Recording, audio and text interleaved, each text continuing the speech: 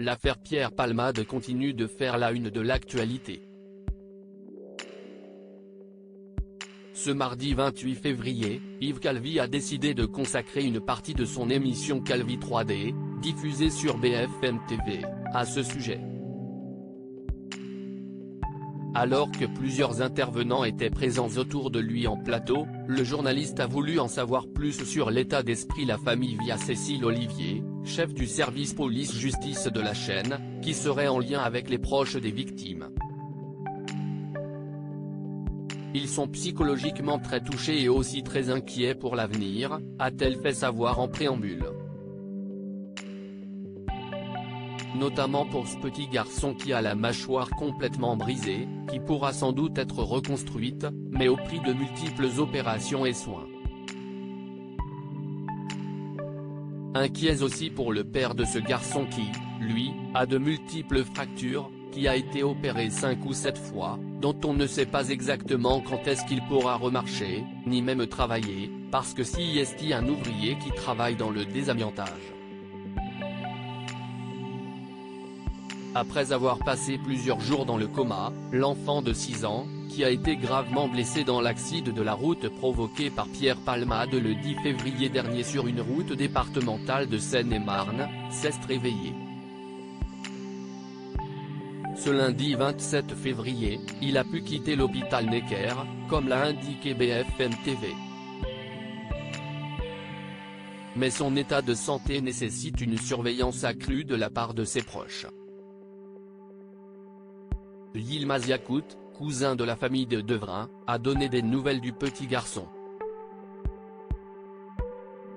Il est sorti avec un corset, qui le couvre du ventre jusqu'au cou, pour ne pas trop bouger, a-t-il expliqué à nos confrères. Et d'ajouter, il peut maintenant être soigné chez lui, avec une infirmière qui passe tous les jours, pour voir si tout va bien. Pour Yilmaz, le retour de Devrin auprès des siens est une bonne nouvelle, mais il lui faudra du temps pour se remettre de ce drame. Supérieur à Pierre Palmade, Muriel Robin, Michel Larocque, Véronique Sanson. Les femmes de sa vie et les pères du petit garçon toujours hospitalisés. Si l'enfant de 6 ans a pu regagner son domicile, son père est, lui, toujours hospitalisé.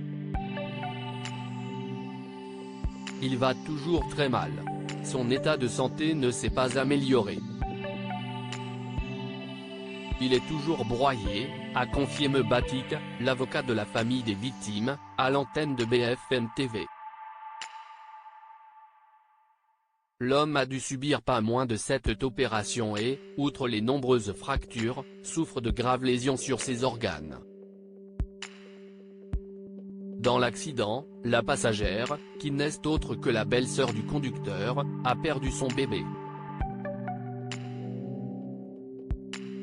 Elle était enceinte de 6 mois et devait accoucher d'une petite fille en mai prochain. Selon BFM TV, les premiers examens pratiqués sur le fœtus confirment que l'enfant est né vivant et viable. Il ne présentait aucune malformation. Le procureur de Melun a demandé des analyses complémentaires, dont un examen anatomopathologique et une expertise de synthèse. Si les résultats viennent confirmer le fait que le bébé est né vivant, le chef d'homicide involontaire, dont est accusé Pierre Palmade, pourrait être maintenu. Crédit photo, best image.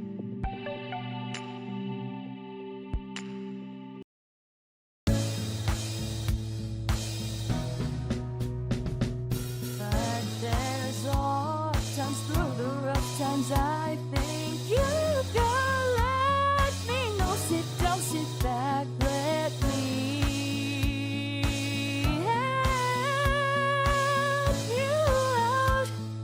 Just step, I gotta see.